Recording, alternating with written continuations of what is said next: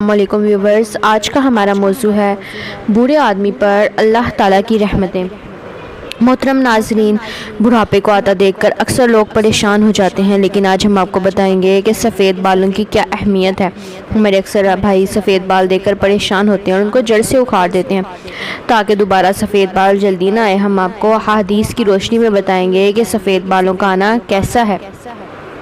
حضرت ابو ہریرہ رضی اللہ تعالیٰ عنہ فرماتے ہیں کہ میں نے حضور پاک صلی اللہ علیہ وآلہ وسلم کو فرماتے ہوئے سنا ہے کہ جس مسلمان کے سفید بال ہوں وہ اپنے سفید بالوں کو نہ اکھیڑے، کیونکہ قیامت کے دن سفید بال بندے کے لیے نور بن کر ظاہر ہوں گے۔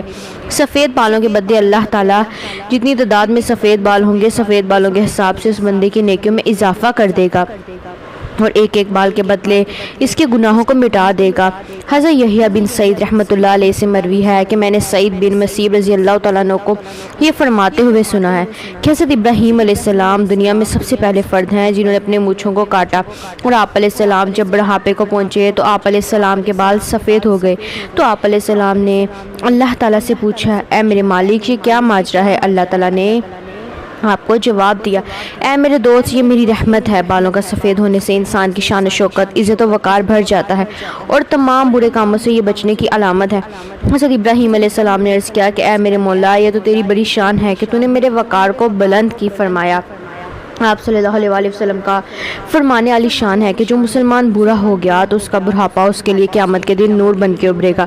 ایک شخص نے نبی پاک صلی اللہ علیہ وآلہ وسلم سے عرض کی، یا رسول اللہ، لوگ سفید بالوں کو اکھاڑ دیتے ہیں۔ یہ سن کر آپ صلی اللہ علیہ وآلہ وسلم نے فرمایا کہ جو بندہ اپنے سفید بالوں کو اکھاڑتا ہے تو اس نے قیامت کے دن اپنے نور کو ختم کر کے اکھاڑ دیا۔ آپ صلی اللہ علیہ وآلہ وسلم نے فرمایا کہ سفید بال قیامت کے دن مسلمانوں کے لیے نور ہوگا۔ ان سفید بالوں کے بدلے اللہ تعالیٰ اس بندے کی نیکیاں لکھے گا اور گناہوں کو ختم کر دے گا اور اس بندے کا درجہ بلند فرما دے گا۔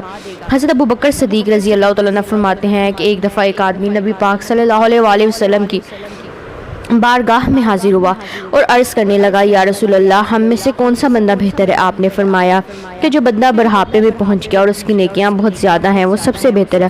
اسے پھر دریافت کیا کہ یا رسول اللہ، سب سے برا شخص کون ہے؟ آپ صلی اللہ علیہ وآلہ وسلم نے فرمایا کہ جو بڑھاپے میں گیا اور اس کے گناہ زیادہ ہوں۔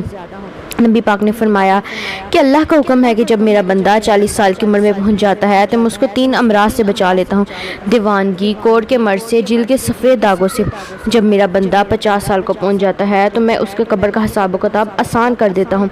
جب میرے بندے کی عمر 60 سال ہو جاتی ہے تو میں اس کا دھیان اپنی عبادت کی طرف کر دیتا ہوں، اور جب میرا بندہ 70 سال کا ہو جاتا ہے تو میرے فرشتے اس برے بندے سے پیار کرنا شروع کر دیتے ہیں۔ جب میرا بندہ 80 سال کو پہنچ جاتا ہے تو اس کے نیک اعمال لکھے جاتے ہیں اور برے اعمال کو نظر انداز کر دیا جاتا ہے۔ اسی طرح جب بندے کی عمر 90 سال ہو جاتی ہے تو فرشتے فرماتے ہیں کہ یہ اللہ کا خاص بندہ ہے، اس کے سارے گناہ معاف کر دیے جاتے ہیں۔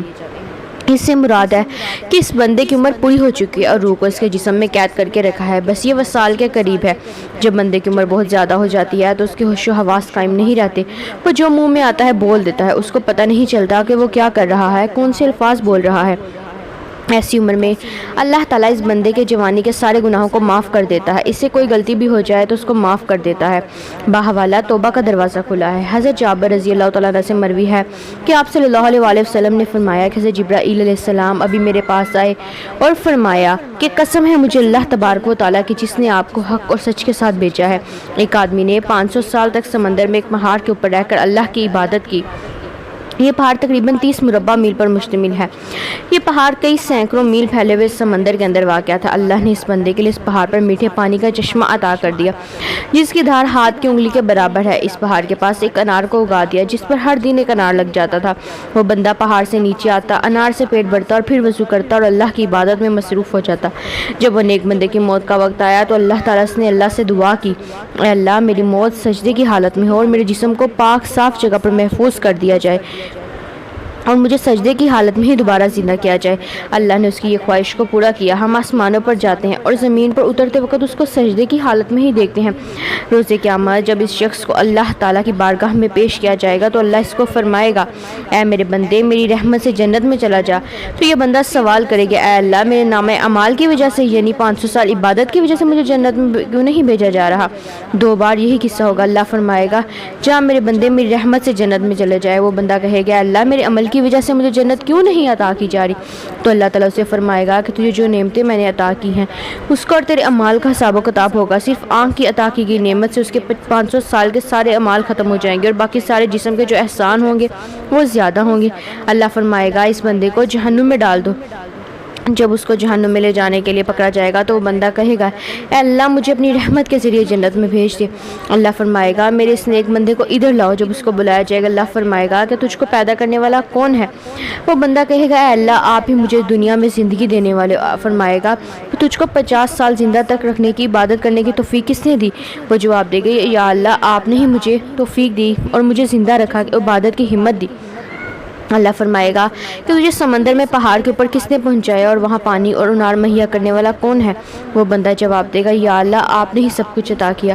اللہ فرمائے گا کہ تیرے کہنے پر ہی میں نے تیری جان سجدے کی حالت میں نکالی اور سجدے کی حالت میں دوبارہ ڈالی، یہ سب میری رحمت کی وجہ سے ہی ہوا ہے، میں اب بھی تجھے اپنی رحمت کی وجہ سے جنت میں داخل کر رہا ہوں۔ حضرت جبرائیل علیہ السلام نے فرمایا اے اللہ کے نبی صلی اللہ علیہ وآلہ وسلم دنیا میں جو کچھ بھی ہے وہ اللہ پاک کی رحمت و کرم کی وجہ سے ہے۔ اللہ تعالیٰ سے دعا ہے کہ اللہ تعالیٰ وہ بھی ہمیں اپنی رحمت سے جنت میں داخل کر دے، آمین ثم آمین۔ اگر آپ کو یہ ویڈیو